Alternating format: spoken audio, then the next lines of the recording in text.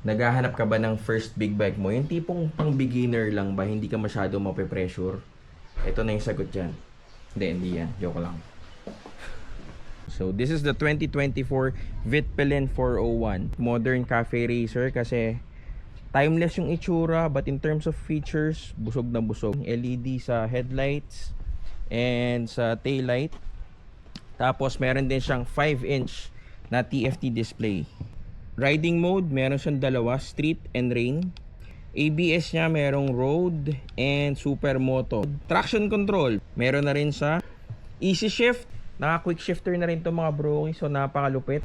Kaya ako nasabing bagay siya sa mga newbies kasi meron siyang speed control. Pwede mo siyang i-on, then you can set the speed limit that you want. Kung ayaw mo umabot ng 100, gusto mo lang magstay ng 80, pwede. Etong bike na to mga bro, alam mong hindi siya tinipid kasi tignan mo yung goma. This is stock ha. Naka Michelin Power 6 na siya. It comes with 17s na wheels. Tapos single cylinder din pala siya. Nasa 835mm yung seat height niya.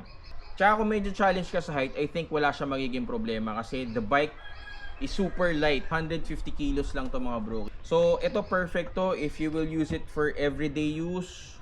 Kahit isingit-singit mo sa traffic, wala ka magiging problema.